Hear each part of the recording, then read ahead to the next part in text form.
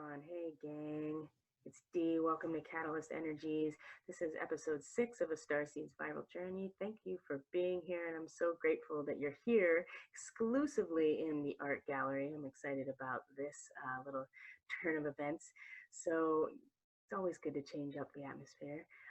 Give yourself some variety of location. It often changes your perspective and widens it a little bit. So I'm a big fan of moving around and changing scenery. So today's episode, I'll give you a little bit of an update, and it's really going to actually be more of a crossover from this series and usually what I do on the Daily Catalyst, which is a blog that I put out with the Daily Astrology, with a piece that I write. And so instead of doing two separate things, because I think that, well, I know that the material that I've been wanting to present for this episode is really timely and important for right now, but it seems also to correspond almost directly with the astrology for the 16th, April 16th. And so we're going to go over the astrology for April 16th, what it means, the archetypes and symbolism that accompany the specific aspects astrologically. And we're talking about tropical astrology, Western astrology, from the Placidus system, although we're not going to look at houses or anything like that. It's just really, it's actually there aren't a lot of aspects tomorrow, but there are some significant shifts that will potentially, they will potentially represent some very significant shifts out in the external reality. So I wanted to bring these two, what would usually be separate presentations, into one, because what I do want to talk specifically about in terms of this journey that I'm on and that we're all on together. Obviously, I don't have any more symptoms. I can't be, I never got tested because I was not part of a high risk group that needed tests in Oregon, and that's fine with me. I would love to get an antigen test or an antibody test and actually donate my plasma. So if anybody in Oregon knows anything about how to, like, which medical offices offer, if OHSU offers the antibody test yet, if you can get that antibody test through the plasma donation centers. I am no stranger, unfortunately, when I was younger, to the plasma donation circuit. So it's a process I'm familiar with. So I'm wondering. Anyway, so I don't have symptoms. It's been about 3 weeks, 4 weeks. I don't even know anymore. I'd say it's been almost a month, maybe about 3 weeks since I started having symptoms, and they've all gone away. I feel perfectly healthy now. I actually feel better than I have in a really, really long time. I think I took a really good care of my immune system and put a lot of energy and focus on self-care and not so much on the grind, which I didn't really have to begin with. My lifestyle is definitely more project related and sole proprietor as opposed to clocking in for somebody. So that's not new for me, but the themes that need to be addressed beyond just kind of the immediate crisis or the immediate thing we have to look at, which is our self-care and our health and wellness specifically, and making sure that our basic needs are met. We just start looking at the long game about what's happening. And I've had a lot of different ideas about what to really address that would be the most beneficial, because there's so many different aspects. There's so many new things that are coming up that are leading people to ask questions. There's so many more people that are kind of waking up and opening their eyes to like a bigger picture. There's a lot of things that aren't adding up for people. There's a lot of topics that can't be discussed at the same time. YouTube specifically has policy now where there's certain topics you can't that are timely and related to right now that you can't discuss in the same video, and that's their right. They're a corporate entity, but they have a lot of there's a lot of control from their part on the spread of information. So take that for what you will in terms of censorship and being able to speak freely about things. But this is all still oppositional type of thinking. And this, from an astrological perspective, these are themes we've been working on that I've been talking a lot about in all of my astrology like content. So I don't feel like I really need to necessarily address it again here.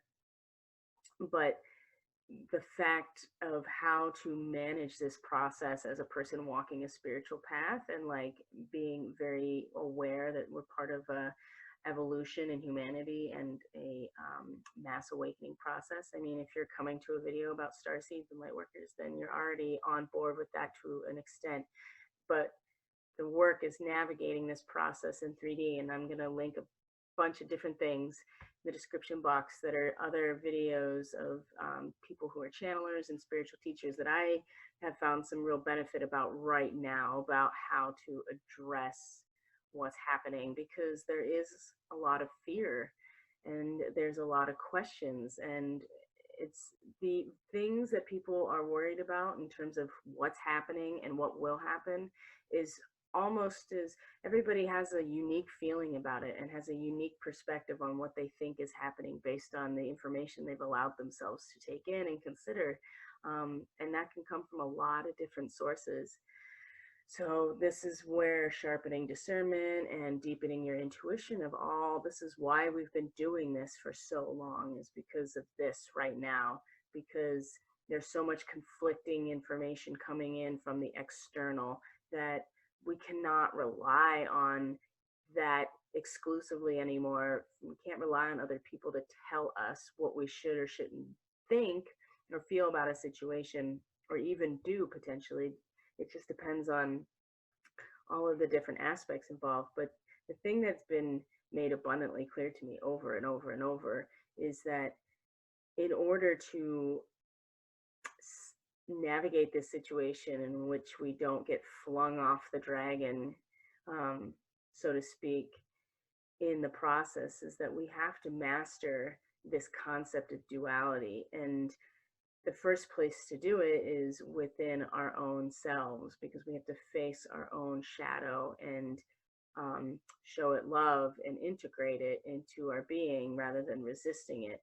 And this will, to the extent we need to do this, will be part of our external focus and reality. So whatever you believe is happening is in fact a condition of how you feel about that ultimate struggle within yourself. And so the ultimate duality that we all have to face as humans, as living creatures, especially as humans, because we're cognizant of it, is the duality of life and death, creation and destruction. And the situation we're in, regardless of who's responsible, if anybody's responsible, and at what part they're responsible, we still have to contend with the fact that it is happening, and that we have to still navigate the process itself. So,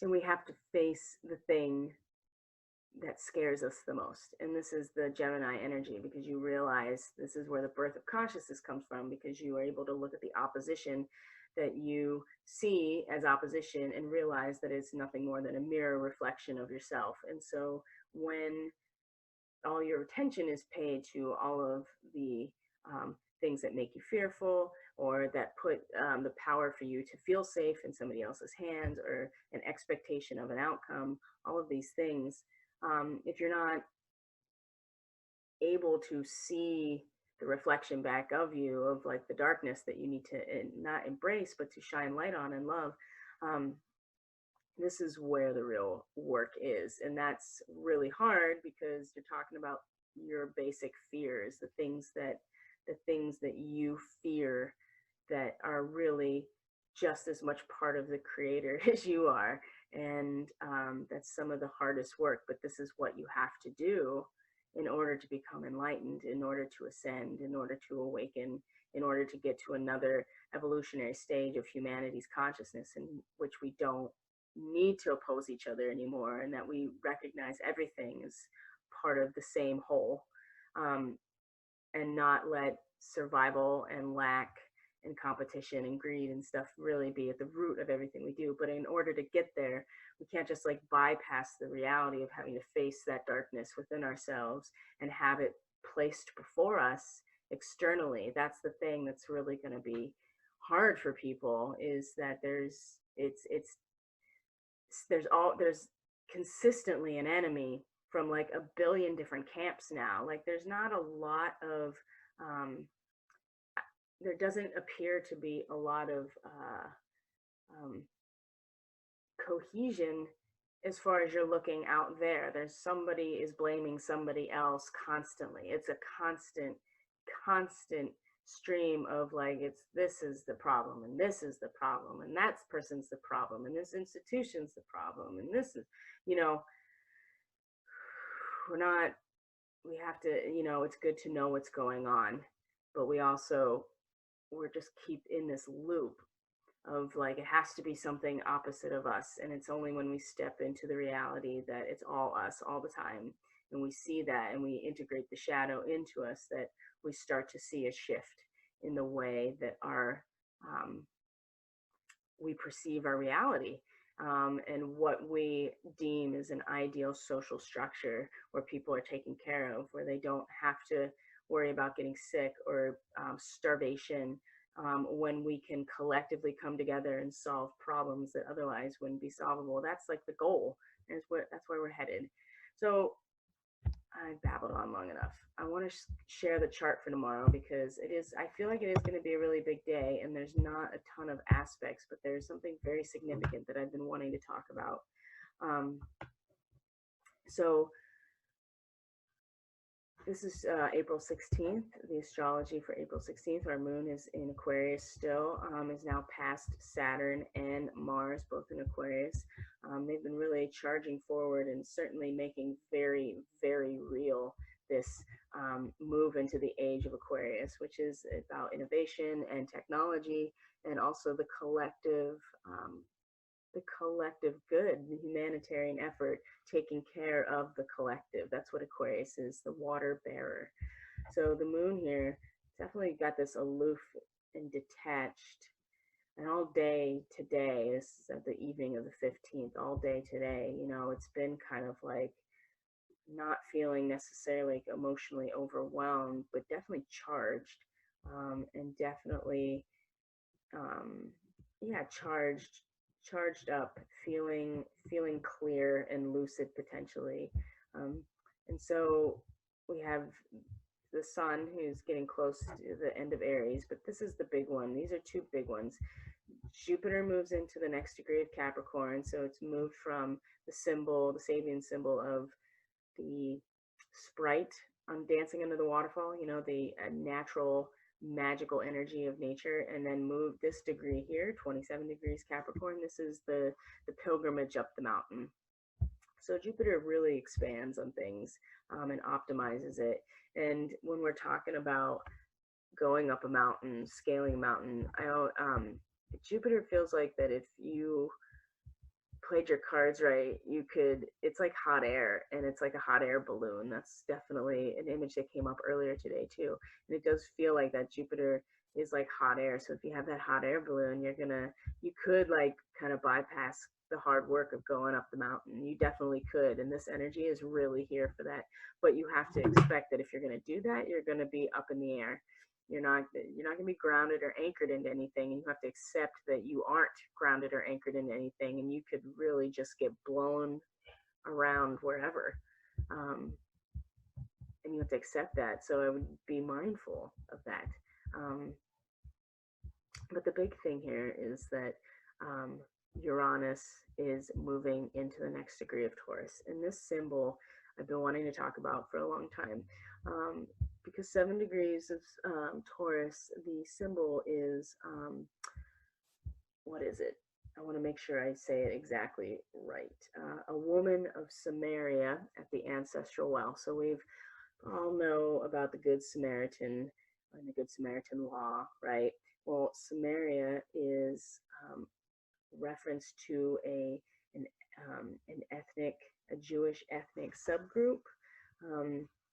And they historically were, they come from the same basic Hebrew lineage as the Jewish people, but they at some point were split into different groups, and the Jewish people actually ended up despising the Samaritans, and so they didn't like commingle at all. And so the story is about how Jesus, in the New Testament, obviously Jesus and his disciples come to this well, this ancestral well that is now on Sumerian land, and they go there, and this woman comes to the well to collect water, and Jesus is asking for water because it's on the Sumerian land, and usually Jewish people are not, they're not cool with the Sumerians. There's a lot of tension there, and so this woman at the well is surprised even that Jesus would speak to her, because he is Jewish, and not only do they hate Sumerians at that point, they this woman in particular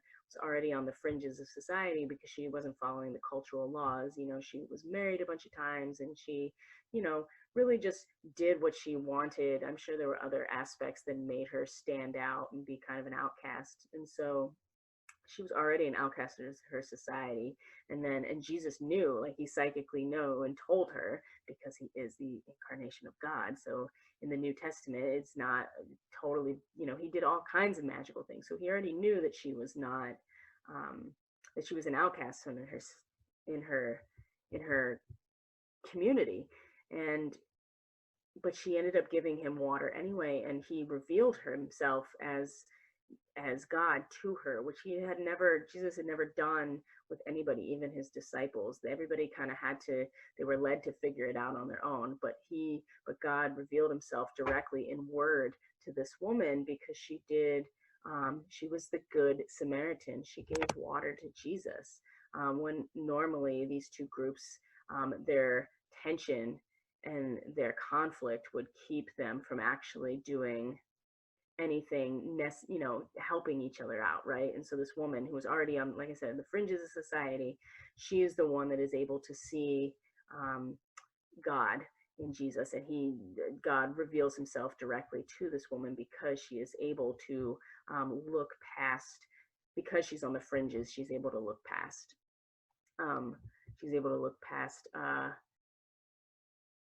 prejudice in some ways, right? And she's more sensitive to people being different, and she doesn't harbor the same kind of prejudices and like behavior against this group that they supposedly don't get along. So the symbol, really, in terms of the Sabian symbols and the archetype, is that the traditional past, which is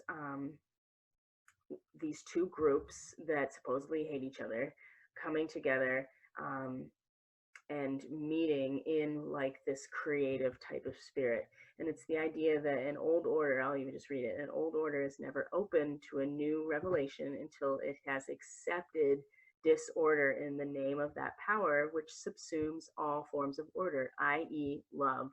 And so this really breaks down to this symbol of Jesus and the woman at the well, the good Samaritan, is the idea that unless you are able to accept the chaos as equally as part of the divine as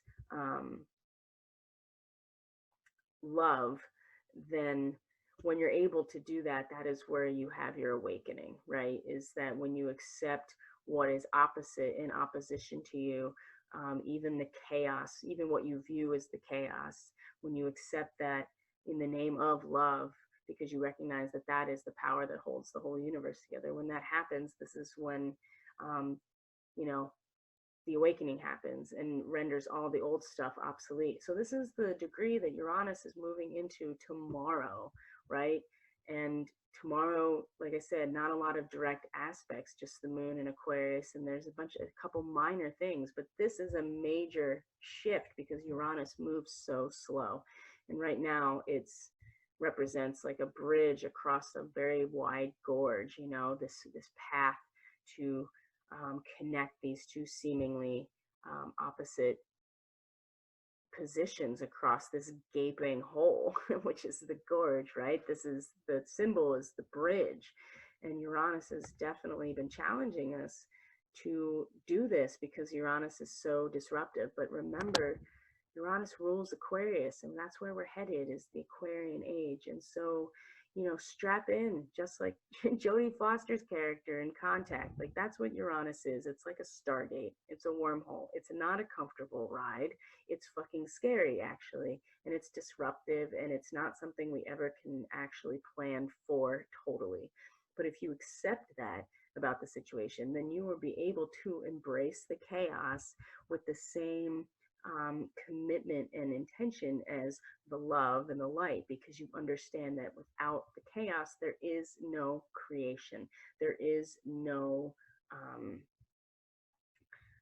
potential to create something new. I'm not saying that you worship the chaos and that's all you want is chaos. It is the acceptance of what seems to be in opposition to you as exactly the same as you. And we're going to collectively get an opportunity to do this all together. And this whole time frame right now, this whole month, that's been leading up to this, and through the rest of this month, the whole next lunar cycle with the new moon on the 22nd is it's almost conjunct this, actually. It's going to be between 3 and 4 degrees of Taurus. And so that's pretty much a conjunction. That means that the moon will right after cross Uranus here. And then with a couple days, the sun will cross Uranus here. So there'll be multiple opportunities to integrate this wormhole that Uranus is shooting us through of experience in life. And it's not easy, but we do have to learn to master this energy of duality in a way that allows us to see what appears to be opposite, which is what we fear the most. We have to be able to look at it, see ourselves in the mirror at the same time, and accept that they're one and the same. When we do that, that's how we navigate the ascension process in real time. And so I'm going to link to a video that explains that really well. And I really appreciate this person's perspective, especially because she's also been very real that there are certain outcomes that she herself is afraid of, and we all are. And that's kind of the whole point, is that we are being collectively brought to this position where we have no choice but to face the things that cause us the most fear, right? And we have to face them directly and be able to visualize what that's like and be able to accept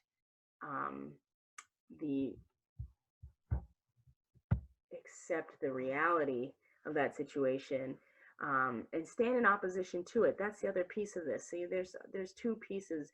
You accept the chaos, you love it, you send light and love to those characters and those actors that seem to represent what you deem as unacceptable and evil.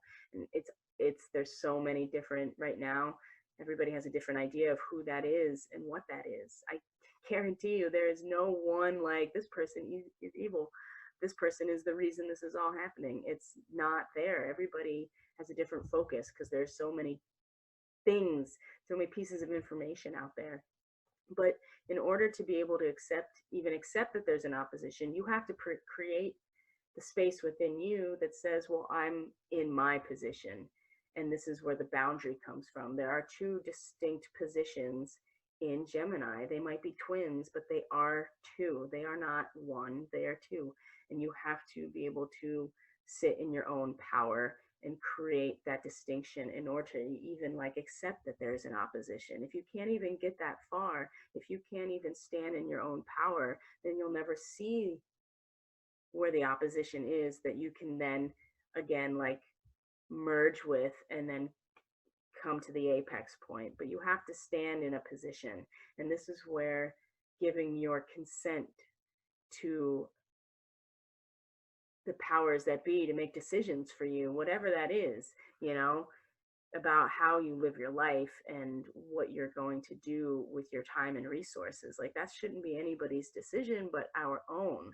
So we have to stand in that power, whatever that means to us, and not necessarily try to convince anybody else of it either. Just stand in it and be like, I don't consent to whatever, and be willing to visualize what you do want and focus more there. I would say focus as much as you can on, this is what I want, but you have to be aware of the fact that in order to get there, you have to see what is in front of you as your mirror reflection of your shadow, and see that that is reflected out into the world, and accept that and love that, because there are a lot of things rolling out that are really, really scary, and it's not the same for everybody.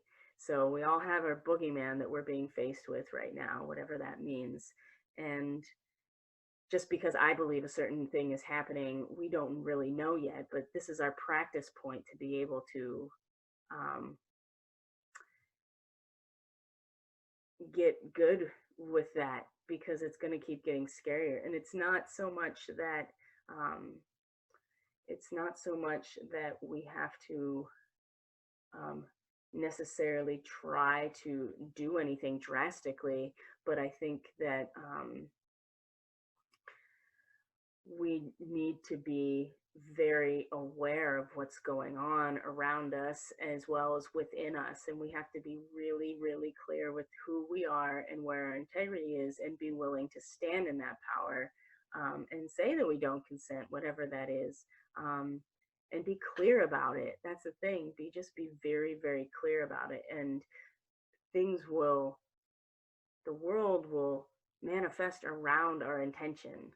So it's really about where our collective intention is, instead of keep fighting with each other about what is, just get right with yourself and say what it is. And that will create the resonance that we need. Because I think we all can agree that we want to live in a world that is healthy, and where people are taken care of, that everybody's needs are met, that we can thrive, that we can have joy, we can be happy, we can, you know, make the most of the bounty and the abundance on this planet. I think we'd all, you know, I think people do want those things. And the people that don't are very, very few, but they have convinced us that they are the ones making the decisions. And that is becoming more and more obvious every day. So I think as it stands now, we're just in a hold. I feel like there's this weird holding pattern on the outside, but what's happening on the inside is so much transformation, and so many questions being asked and then simultaneously being answered by ourselves, and our awareness growing, and our container getting stronger. And we have it within us to hold the space to say I love you to the aspects that most challenge us, and in a way that's not bypassing anything, because we understand how dark it is, whatever that is for us. I mean, there are a lot of different um, there are a lot of different conceptualizations of what people's personal hell could possibly be coming out of this scenario. And I think it's fascinating that it's so varied. And then in some ways, it's not at all. We all want to be happy and healthy. And the people who don't want other people to be happy and healthy are a very small minority. But again, they've convinced us that they are the ones worthy of making this decision.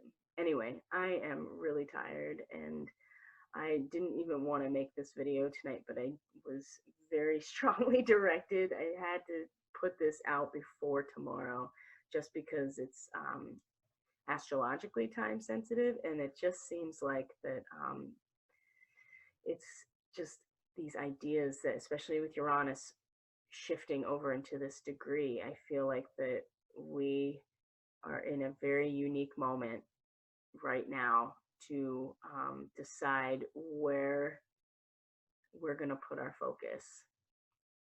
So I'm trying to think if there's anything else about my personal experience. I just, this is it. I've been just like processing information. I am doing a lot of meditation, and I'm channeling a lot of information. When I'm sleeping, I am doing specific sound healing activations as I'm going to sleep, and it's really helping to keep me, I wouldn't say protected, but I am being rejuvenated while I sleep, and processing things while I sleep. There's been huge DNA upgrades. It's been ridiculous. People have been so tired because the cellular work of integrating this stuff really takes a toll. And so just take care of yourselves. I mean, I'm water, a lot more water. I just got you can tell when like your body's systems are doing a lot of work, because you'll get dehydrated a lot more easily, which I'm noticing because I'm not drinking less water. My body's just using more water. So take care of yourselves. This is coconut oil, by the way. It helps with my dry chapped lips. I'm trying to think if there's anything else. I'm really tired, so my brain is not really here. It's just, at this point, it's just more of the channel.